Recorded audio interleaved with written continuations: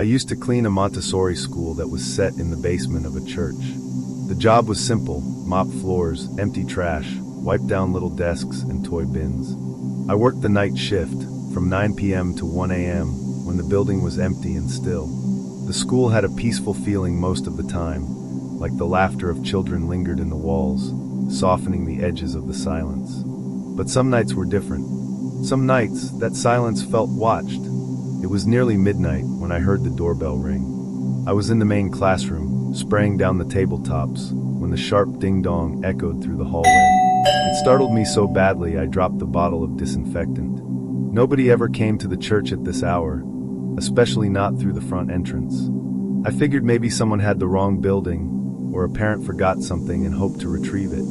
Still, my skin prickled. I walked down the dim hallway toward the stairwell.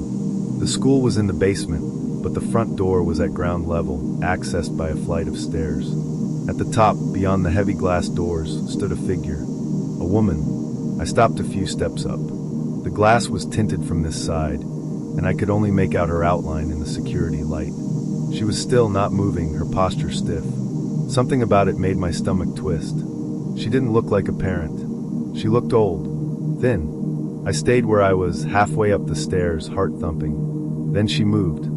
She leaned closer to the glass, peering in as if she sensed me. My breath caught. I backed down the steps, returning to the safety of the classroom, and locked the door behind me. I told myself I was overreacting. Maybe she was lost. Maybe she needed help. But then the screaming started. A bang rattled the door above, then another. Thud, thud, each one louder than the last. I pressed myself into the corner of the classroom, listening. "Abby," the woman shrieked. I froze. My name is Abigail, but no one calls me that. "Abby, help me," she wailed, voice cracking with desperation. Goosebumps spread across my arms like frost.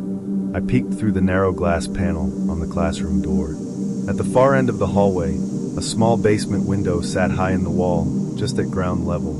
The woman was there now, her face framed in the dirty glass, looking straight at me. "Abby, please. Please help me." I ducked away. My mind raced. How did she know my name? I grabbed my phone and called the only place nearby that might be connected to her, a nursing home that shared the lot with the church. A woman answered groggily. I explained the situation, my voice shaking. She went silent for a moment, then said, "All our residents are accounted for. Stay inside and don't open the door. Someone's on their way." The line went dead. I waited. The woman outside kept screaming, pounding on windows. It sounded like she was moving around the building, circling it like a predator. Then silence. No pounding. No shouting. Just dead, awful silence. I stayed hidden for what felt like forever. Then I heard it, men's voices. I crept back to the hallway and tiptoed up the stairs. Through the glass, I could make out two men in scrubs, one with a flashlight, standing with the old woman. She was hunched over now, quiet, sobbing softly. One of the men looked up and noticed me. He smiled and gestured that everything was okay.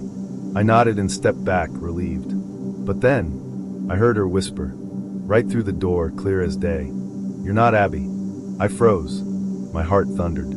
The men led her away across the parking lot. She didn't fight them. She just kept looking over her shoulder at me, eyes wide, mouth twitching. I couldn't sleep that night. The next morning, I called the nursing home to follow up. A different woman answered.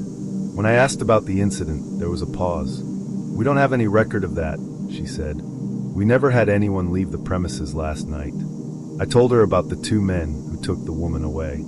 She sounded confused. "None of our staff made any calls or visits, and we've had no missing residents all week." I hung up, feeling sick. That night, I returned to work, walking past the front doors with a glance but no pause. I kept my head down, did my job fast. But as I left, I noticed something scratched into the condensation of the window beside the church door.